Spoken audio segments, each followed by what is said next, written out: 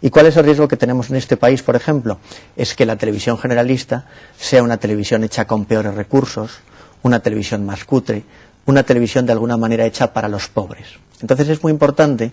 que reivindiquemos ese concepto de servicio público, porque la televisión es un servicio público, entre otras cosas porque llega prácticamente al 100% de la población. Y eso contrasta, por ejemplo, con el hecho de que Internet, en estos momentos en España, solo llegue a un 25% de los hogares. Si hablamos de ese futuro inmediato, si hablamos de la necesidad de educar a la población en las muchas carencias que existen en un país como España, habrá que utilizar la televisión como medio prácticamente socializado al 100%. Es decir, toda la población tiene acceso a ese medio, por lo tanto, no podemos permitir que una televisión como la de televisión pública estatal tenga ese déficit de 6.800 millones de euros sin que se apueste decididamente por una televisión al servicio de la educación y al servicio de la ciudadanía. Y esto hace que, por ejemplo, experiencias como las que estáis realizando aquí en el centro regional, en el centro territorial de Galicia, sean importantes, ¿no? Porque Televisión Española es la sede central, pero también es esa descentralización que permitiría trabajar en favor de la educación en cada autonomía, trabajar en favor de la población en cada comunidad y, por lo tanto, pensar que, de alguna manera, esa reivindicación del servicio público es una reivindicación de un medio para la sociedad. Primero agradecerle la flor que nos ha lanzado y por otra parte usted como director de programas de servicio público que fue en Telemadrid está hablando ahora del servicio público, pero ¿usted cree que los programas de servicio público se ponen en las parrillas de las televisiones para tranquilizar conciencias o realmente alguien cree en ellos? Bueno, pues hay un vicio bastante generalizado, por ejemplo en las televisiones autonómicas, que era cuando se planteó ese famoso contrato programa, que no consiste en otra cosa más que en subvencionar o justificar la subvención de los gobiernos autonómicos, en el caso de la televisión estatal, del gobierno central, en virtud de los programas específicos de servicio público que se hagan. Como te decía, hay un vicio ya heredado que a muchas televisiones, incluso autonómicas, les hacía meter, por ejemplo, a los toros en ese paquete de servicio público, o por ejemplo programas de madrugada, de lo que se denomina late night, en horario de madrugada, como te he dicho, pero con unos contenidos absolutamente chabacanos y groseros. Pues bien, deberíamos plantearnos que la televisión de servicio público ni es la coartada, ni es el lugar donde llevar a los profesionales que son castigados, ni es el lugar donde hacer la televisión más pobre y con menos recursos, ni es el lugar para justificar otro tipo de programas que no tienen nada que ver con lo público. Entonces, de alguna manera, a tu pregunta, sí, hay que decir que muchas veces los programas de servicio público se han utilizado como coartada, pero eso está cambiando. Y hay un cambio fundamental al haber hecho una declaración el presidente de gobierno actual diciendo que hay que hacer una televisión de servicio público y para ello se ha nombrado un comité llamado vulgarmente o popularmente Comité de Sabios, que es un comité para la reforma de los medios de titularidad estatal, tanto la agencia EFE como Radio Televisión Española. De ese comité va a tener que salir en el mes de febrero unas conclusiones que den los ejes, de alguna manera, las líneas fundamentales para modificar esa televisión. En conjunto, yo defiendo en mi libro que esa televisión de servicio público debe ser íntegramente de servicio público. No podemos estar rasgándonos las vestiduras cuando salen encuestas cada cierto tiempo diciendo no, los jóvenes españoles actuales consumen cocaína en un 6%. Ha subido en 5 veces ese consumo de cocaína en los 10 últimos años. O no podemos rasgarnos las vestiduras cuando sale esta estadística que dice el 36% de los jóvenes consumen algún derivado de cannabis. O no podemos rasgarnos las vestiduras cuando se dice hay violencia en los centros educativos. El problema es, con los valores que está dando la televisión actual, con esa promoción del triunfo a cualquier precio, de la fama a cualquier precio, del acceso al dinero a cualquier precio, ¿qué sociedad estamos haciendo, no? ¿Contribuyen las televisiones públicas a servir a los intereses del sistema educativo o realmente estamos promoviendo contravalores que van absolutamente en contra, que están enfrentados a los valores que promueve el sistema educativo? Y entonces hay una hipocresía que nos lleva a decir, no, es que hay muchos programas que en el horario de madrugada no son para niños, maleducan a los jóvenes.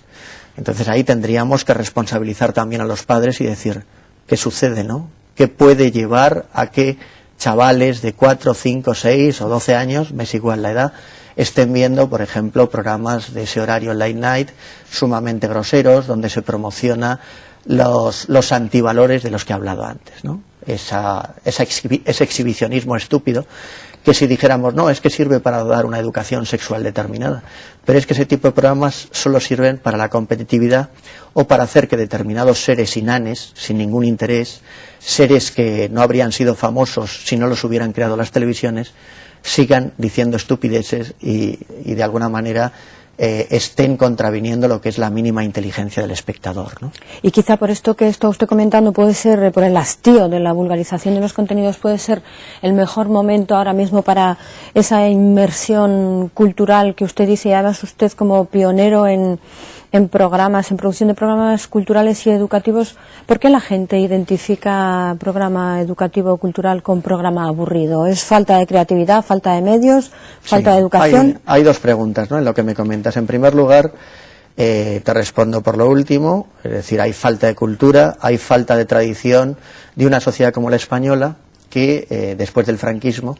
no ha conseguido formar redes suficientemente fuertes de participación. Las asociaciones, por ejemplo, de padres y madres de familia, no han impuesto sus criterios, igual que las asociaciones que tienen que ver con lo que podría ser la promoción del derecho de acceso de toda la sociedad en las televisiones y en los medios públicos. Tenemos ahí un vacío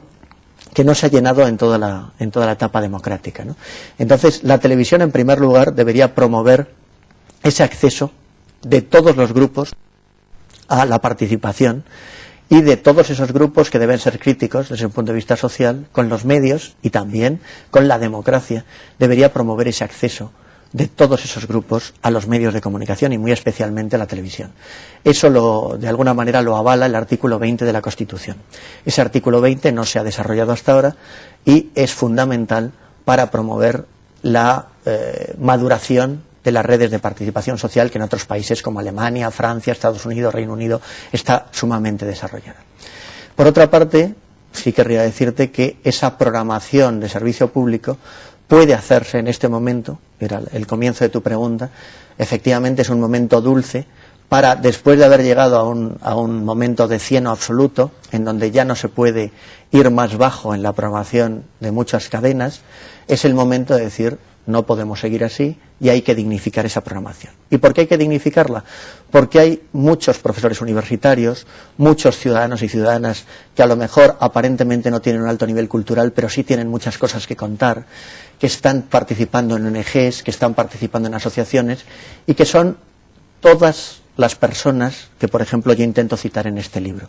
Personas que han tenido el mérito de trabajar en las televisiones públicas, que han tenido el mérito de hacer una labor en favor de la sociedad muy importante, genios dentro de la Universidad Española que deberían, de alguna manera, tener la oportunidad de transmitir su saber y su conocimiento. En estos momentos, si no se hace esa televisión para la educación, si no se hace esa televisión de servicio público, ya el partido en el gobierno no tendrá excusa porque habremos perdido la última oportunidad. Rodríguez Zapatero ha manifestado que es un momento importante para crear esas nuevas bases de la televisión de servicio público, para dignificar la televisión y para promover una televisión de servicio a la sociedad. Yo, de alguna manera, tengo ese optimismo de la razón que me permite creer en el presidente del gobierno. Pero somos muchas las personas que vamos de alguna manera a mantenernos beligerantes si eso no se cumple. Yo he tenido ocasión de hablar con la Comisión de Sabios, con otros profesores universitarios, y hemos intentado transmitir nuestra experiencia. Al frente de esa Comisión de Sabios está el profesor Emilio Lledó, que no es casualidad que sea un filósofo de máximo prestigio, un filósofo que fue alumno y seguidor del último gran filósofo europeo, que fue Gadamer, un filósofo que murió con 103 años recientemente, y un filósofo que de alguna manera transmitió ideas en favor de ese concepto de la reivindicación de la democracia, de la reivindicación del servicio público. Es un dato absolutamente positivo el que un filósofo esté al frente de esa comisión, a pesar de todas las chanzas, de todas las bromas que se han generado diciendo, no, un filósofo que no tiene televisión. Lo importante es que una comisión de esas características dé pie al trabajo de profesionales, dé pie al trabajo de muchas personas que están por la labor de hacer una televisión mejor.